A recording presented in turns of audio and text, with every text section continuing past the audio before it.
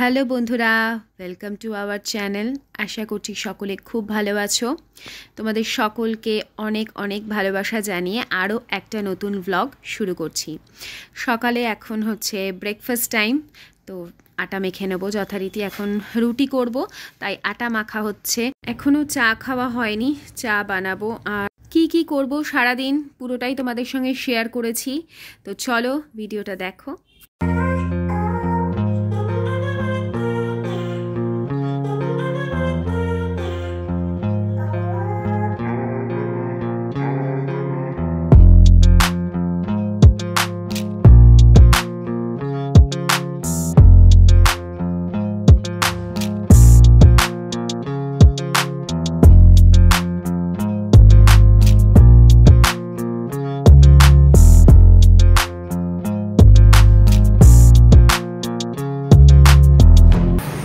Good morning বন্ধুরা।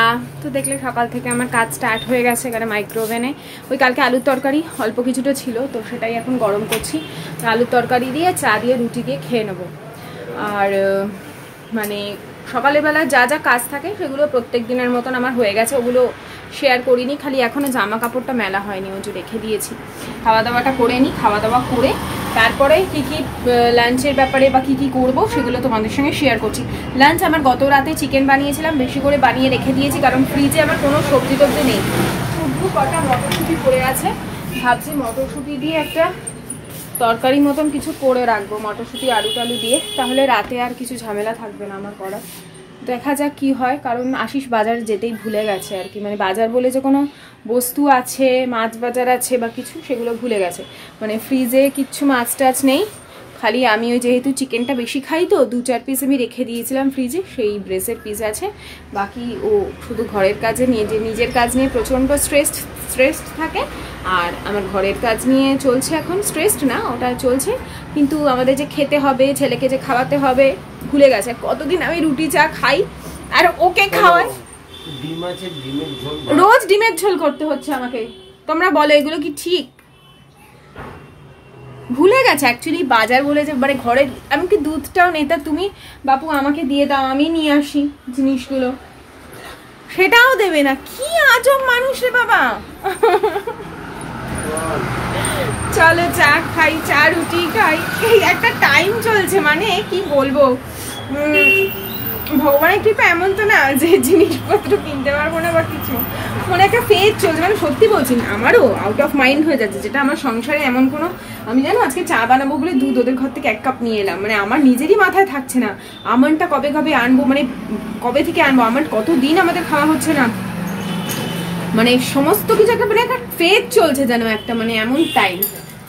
তো চলো, ঠিক এই টাইমটা পেরিয়ে যাবে, আবার আমি সেটেল হয়ে যাব ও ঘরে। যখন একদম ঠিকঠাকভাবে সেটেল হয়ে যাব, তখন একদম সুন্দর করে সব রুটিন ওয়াইজ চলবে, এবং প্রত্যেকটা আমি যে রুটিন তোমাদের সঙ্গে শেয়ার করি সেটা আমি তখন শেয়ার করবো, মানে ওই ঘরে যাবার পর। ধরো মর্নিং রুটিন, এই আয়ুষ্মানের মর্নিং রুটিন আমি কেন তোমাদের সঙ্গে শেয়ার করি না জানো? আমার খুব লজ্জা লাগে যে বেসিনে মুখ ধোবে দেখতে, আমার খুব লজ্জা লাগে।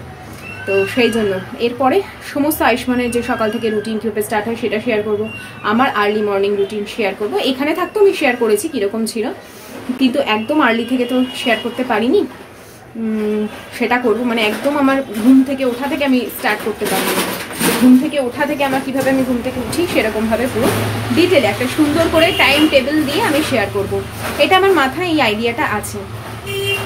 তো অনেকে যারা আমার মতন বন্ধু বান্ধব আছে বা আমার মতন যাদের রুটিনটা একই রকম টাইপের, তো তারাও একটুখানি হয়তো সুবিধা হবে, কারণ আমার তো এগুলো দেখে দেখে আমি ঘরের কাজকর্ম শিখেছিলাম। সত্যি কথা বলতে কি, আমি কাজকর্ম ঘরের মোটামুটি করি, তোমাদের তো বলেইছি 2016-র পর থেকে, তারপর থেকেই ঘরে বাড়িতে থাকি ম্যাক্সিমাম। আগে তো বাপের বাড়িতেই বেশিরভাগটা থাকতাম, তারপর থেকেই ঘরের কাজকর্ম শিখেছি।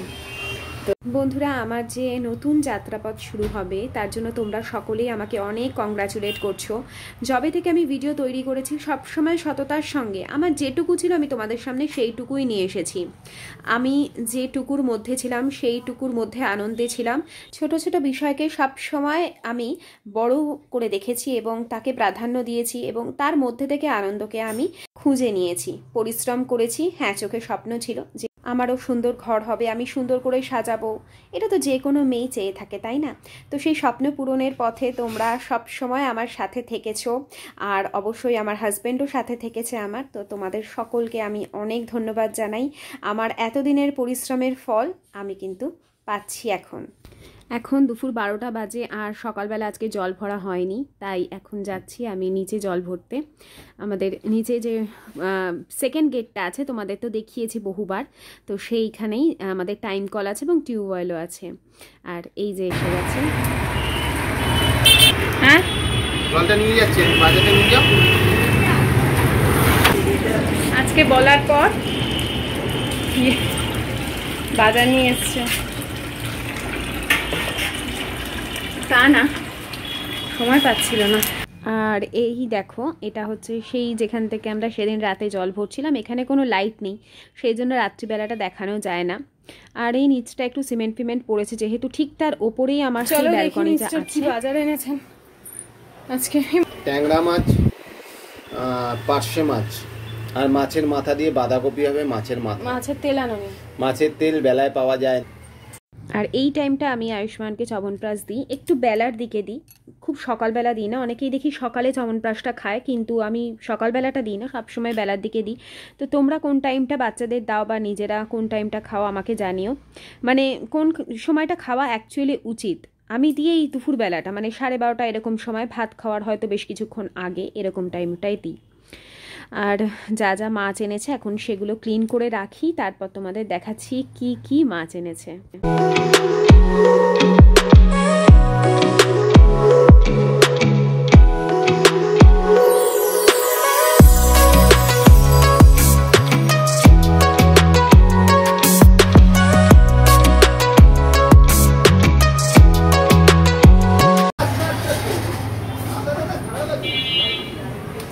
দেখো মাছ আনতে বলেছি, আজকে কত ধরনের মাছ এনেছে। ট্যাংরা মাছ অনেকটা বেশি এনেছে, এইগুলো আমি একটু ছোট যেগুলো মনে হয়েছে সেগুলো এই ছোট কৌটোটার মধ্যে রেখেছি, আর যেগুলো আমার মনে হয়েছে একটু বড় আকারে, একটু বড়, তো সেগুলো আমি আরেকটা আলাদা কন্টেনারে রেখেছি, ঠিক আছে?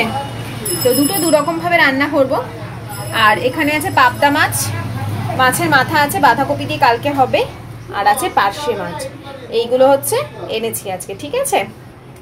তো আমি আনিনি, সরি, আশিস নিয়ে এসছে। তো চলো এগুলো এখন আমার ফ্রিজারে রেখে দিই। এখন ফ্রিজারে রেখে দেবো মাছগুলো, কারণ ডেলি তো আমাদের বাজার যাওয়া হয়ই না, বুঝতেই পারছো। সেই জন্য মাছটা যদি কেনা থাকে কি রান্না হবে এটা এত চিন্তা করতে লাগে না। এখন বাজে বিকেল 4:45। তো চলো দেখি ঘরের কাজ হচ্ছে, কী কী কাজ হচ্ছে তোমাদের হয়েছে তোমাদের একটু দেখিয়ে দিই। কারণ আমি এখন শুয়ে শুয়ে করছিলাম এডিটিং, কারণ ভিডিও তোমাদের 7:30 পৌনে 8টার মধ্যে আমি পোস্ট করি। তো এডিটিং করবো, ফিনিশিং করবো করে। দেখো ঘরদরগুলো মোটামুটি পরিষ্কার আছে, কারণ কাজ অর্ধেকের ওপর কমপ্লিট হয়ে গেছে। আর আমার আওয়াজ শুনতে পাচ্ছ কি? পাম্প চলছে ওখানে। তো এইখানে হবে ঠাকুর ঘর, ঠাকুর ঘর হবে এখানটা। তোমাদের একটু ব্যাগ, এই জায়গাটা অনেকটাই আছে, মানে দেখাই, এই যে অনেকটাই আছে। তো এইখানটা ঠাকুরের আসনটা এইখান থেকে বানানো হবে। তো এইভাবে বানালে জিনিসটা অনেকটাই বড় হবে। যারা দেখোনি তাদের একটা দেখিয়ে দিলাম, কারণ হয়তো কেউ ভিডিওটা মিস করেছো। আর বেসিনটা বসে গেছে, বেসিনটা তোমাদের দেখাই। কালকে বসছিল যখন অল্প দেখিয়েছি তোমাদের, এই যে বেসিনটা বসে গেছে।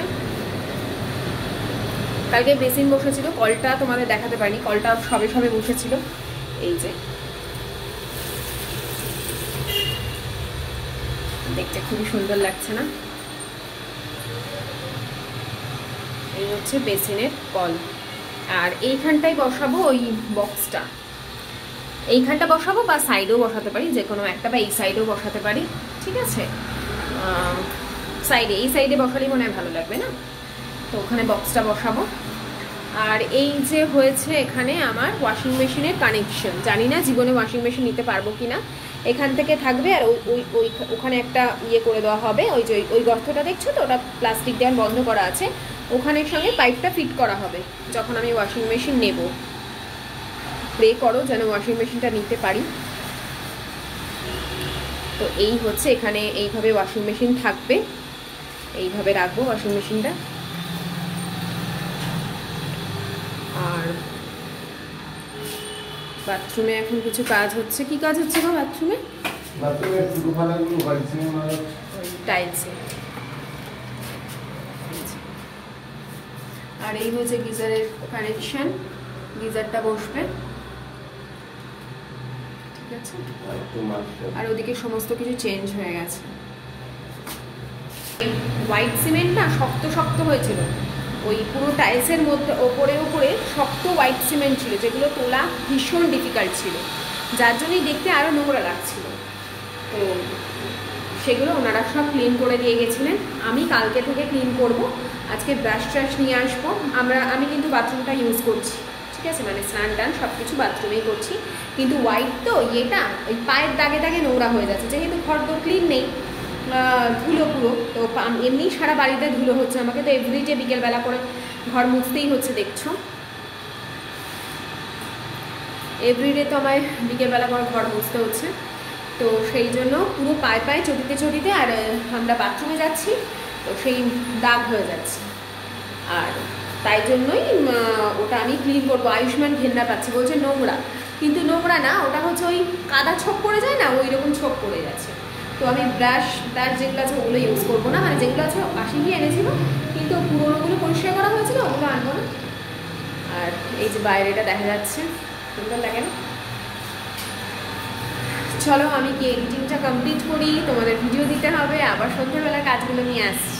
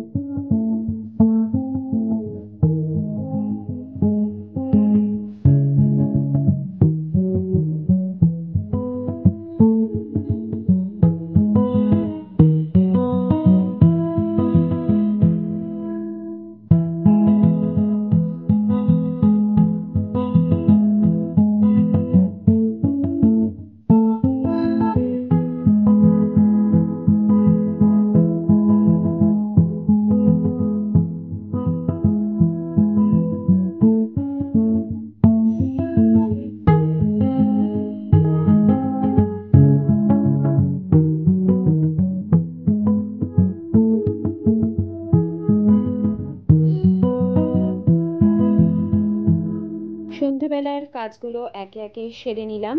আর দেখতেই পাচ্ছ আমি একটু রেডিও হয়ে নিয়েছি, কারণ বেরোবো। চিমনিটা আজকে কিনে আনতে হবে, আর রাতে হবে স্পেশাল ডিনার। আজকে অনেক দিন পর আমি বাড়িতে পিৎজা বানাবো।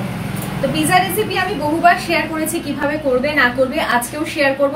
তো আমি যেই যেই জিনিসগুলো নিচ্ছি পিৎজা বানাতে সেগুলোকে তোমাদের দেখিয়ে দিই। মানে পিৎজার ডোটা, এই ডোটা বানাতে গেলে তোমাদের আগে থেকে কিছু বানিয়েও রাখতে হবে না, যে ডোটা আগে থেকে বানিয়ে 2-3 ঘন্টার জন্য রেখে দাও, কিচ্ছু করতে হবে না, সঙ্গে সঙ্গে বানিয়ে সঙ্গে সঙ্গে করতে পারো। আমি আধ ঘন্টা মতন রেস্ট দেবো, কারণ এখন আমার বানাবার দরকার নেই, আমি জাস্ট ডোটা বানিয়ে রেখে দিচ্ছি, চিকেন পিৎজা বানাবো।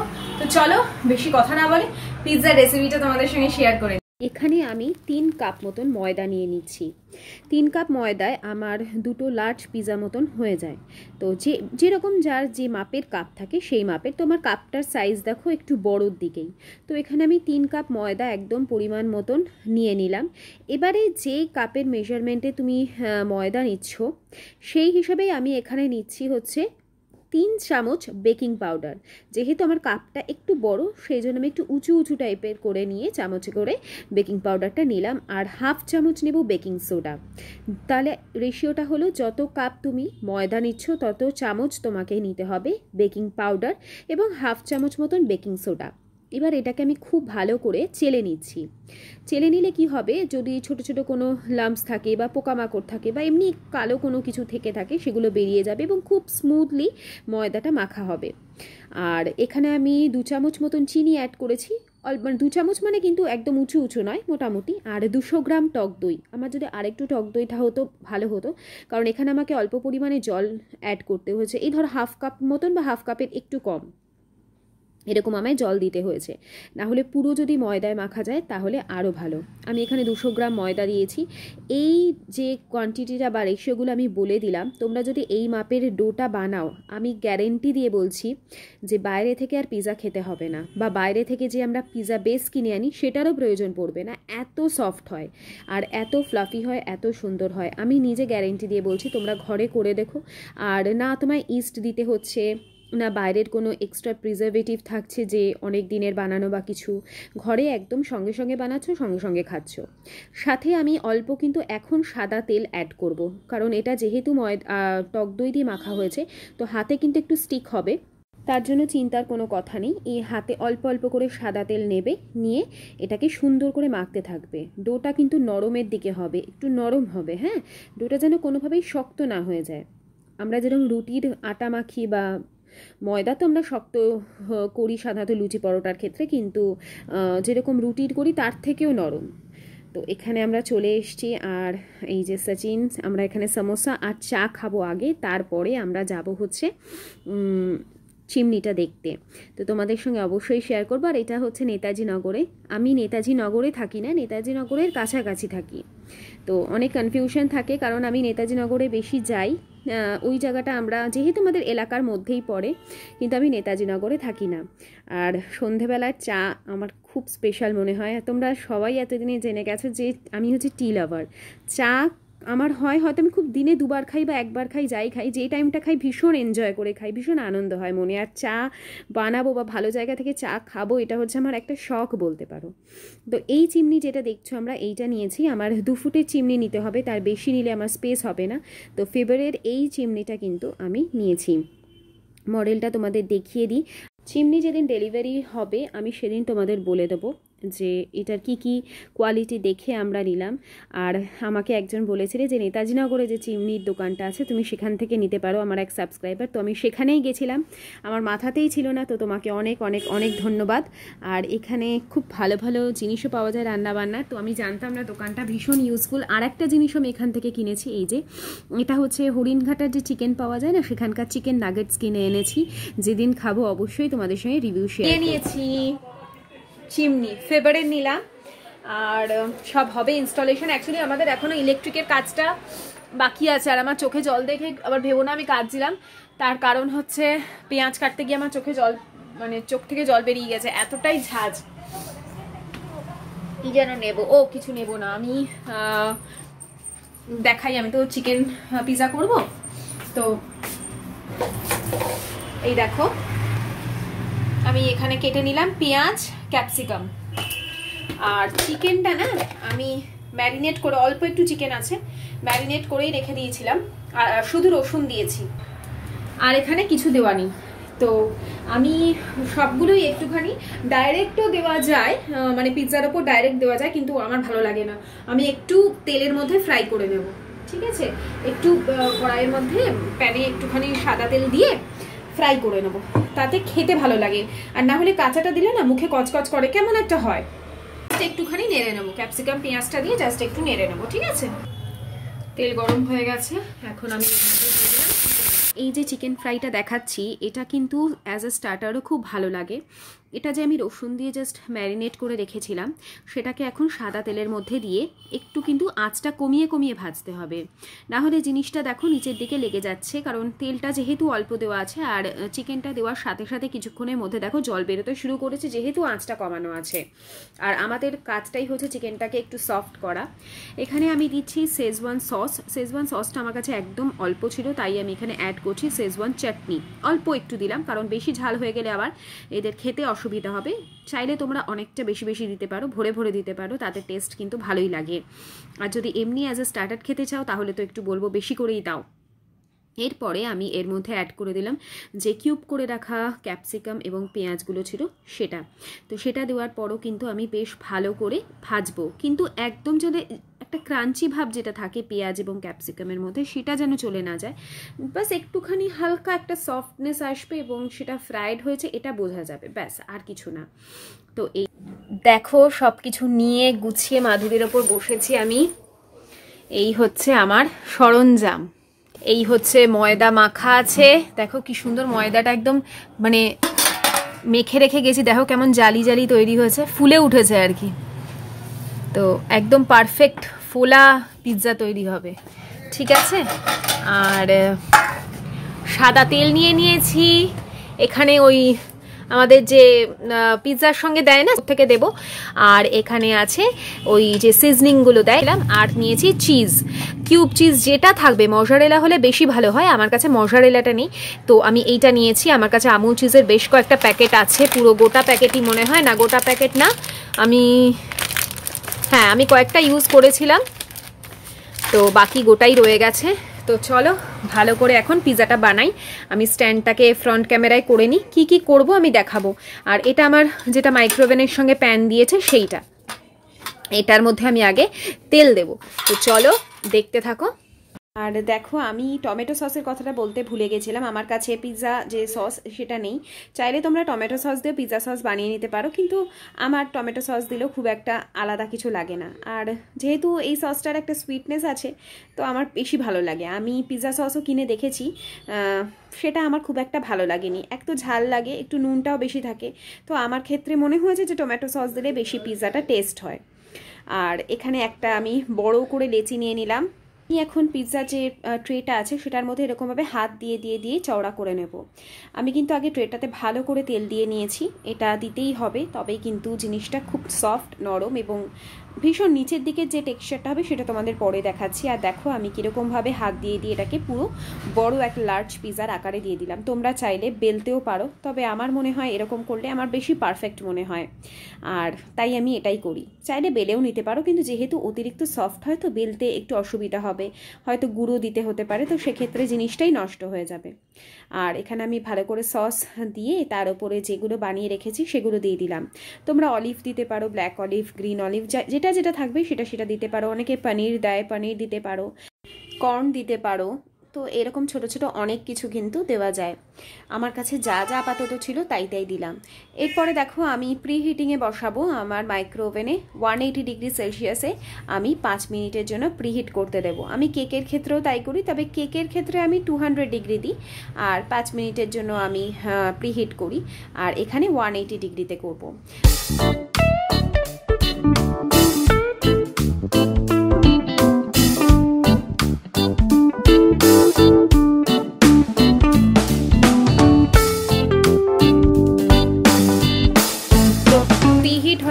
আমার এটা প্রিহিট করে নিয়েছি। এখন এই ট্রেটা আমি এখানে বসিয়ে দেব, 5 মিনিটের জন্য প্রিহিট করলাম, ঠিক আছে, আমার বসিয়ে দিলাম। এবার আবার আমি কনভেকশন মোডে দিয়ে 180 ডিগ্রি সেলসিয়াস দিলাম, দিয়ে এবার টাইমিং দেব ঠিক 16 মিনিট, তারপর যদি সময় লাগে আমি বাড়িয়ে দেবো। এবার এটা হোক। আমার কর্তামশাই কি মিষ্টি এনেছে রাতে, দেখো